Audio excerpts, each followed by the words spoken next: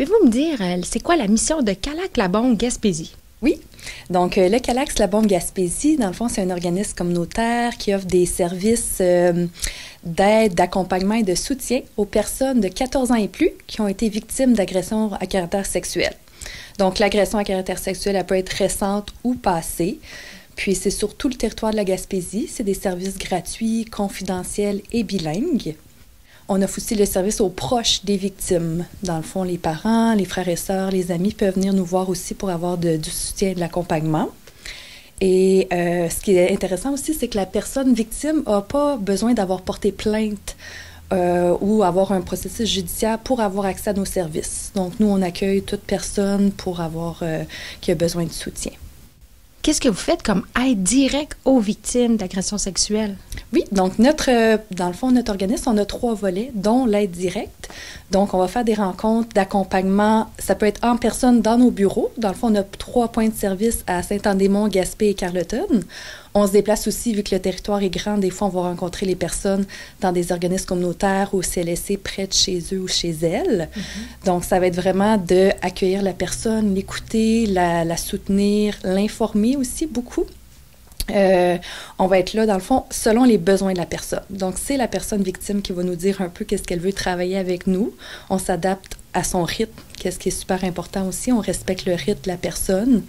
On va pouvoir des fois l'informer il y en a qui vont vouloir jaser de sexualité, il y en a qui vont vouloir être outillés pour essayer de un peu enlever les conséquences de ce qu'elles vivent des agressions sexuelles. On peut offrir aussi de l'accompagnement, donc soit de l'accompagnement médical, de l'accompagnement judiciaire aussi, c'est possible d'offrir ça. On peut aussi travailler avec les proches, donc comment accueillir une personne qui vient de faire un dévoilement, toutes les attitudes aidantes à avoir. OK. Y a-t-il encore de nombreux mythes ou préjugés par rapport aux agressions sexuelles? Malheureusement, oui. On aimerait ça qu'il n'y en ait plus au Québec en 2025, mais malheureusement, oui, il y en a encore beaucoup. Puis il y a même encore une culture du viol présente dans la société. Donc, par culture du viol, on entend des commentaires ou des phrases ou par exemple, c'est de la faute de la victime selon comment son attitude, ses comportements, comment elle était habillée. Donc ça, malheureusement, ça peut être encore entendu. D'autres mythes, par exemple, de dire que des fausses déclarations, qu'une victime porte plainte, puis finalement, elle ne s'était pas fait agresser. Donc ça, c'est un très grand mythe. On sait que ça demande beaucoup de courage. C'est un gros processus, donc ça, c'est un mythe aussi. Le fait que les garçons, les hommes ne sont pas victimes d'agressions sexuelles, donc ça aussi, c'est un mythe. On sait qu'un homme sur 6, un garçon sur 6 va vivre au moins une fois dans sa vie une agression sexuelle. C'est moins nombreux que les femmes. Les femmes, c'est 1 sur 3. Mais il y a aussi des garçons et des hommes qui peuvent être victimes. Une victime, des fois, peut avoir une excitation sexuelle au moment de l'agression. Donc, il y en a qui peuvent dire, tu sais, elle consentait, puis c'est ça qu'elle voulait. Donc, non, malheureusement, au niveau physique, ça peut être une réaction, mais s'il n'y a pas de consentement, c'est une agression sexuelle. Le consentement, dans le fond, c'est l'accord qu'une personne va donner à son ou sa partenaire pour participer à une relation sexuelle.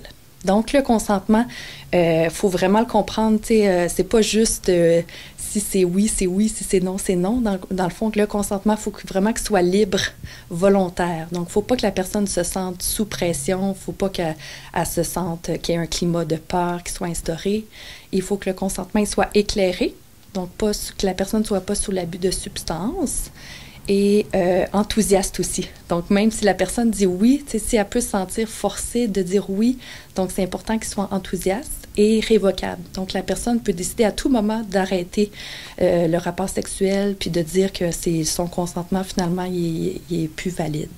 Regardez une donnée de Statistique Québec qui date de 2022 et ça disait que c'était 11 904 agressions sexuelles déclarées cette année-là à la police. Donc, 10 334 femmes et 1 570 hommes. Donc, ça, c'est la donnée déclarée. Qu'est-ce qui est important de savoir, c'est que c'est juste 5 à 6 % des victimes qui décident de porter plainte. Donc, on peut voir que c'est vraiment un nombre très, très supérieur de victimes. Oui, ça serait comme juste la pointe de l'iceberg, comme on dit. Là. Mm-hmm. Okay. Mais ça serait quoi les impacts puis les traumatismes liés à avoir eu une agression sexuelle? Il y a différentes formes d'agression sexuelle, mais toutes les formes entraîne vraiment des grandes conséquences chez les victimes, malheureusement. Donc, tu sais, on peut parler au niveau physique. La personne peut être fatiguée, avoir mal à la tête, faire de l'insomnie, avoir une infection transmissible sexuellement par le sang, si l'agression n'avait pas été protégée, une grossesse non désirée. Donc ça, c'est au niveau physique, puis il peut y avoir d'autres choses.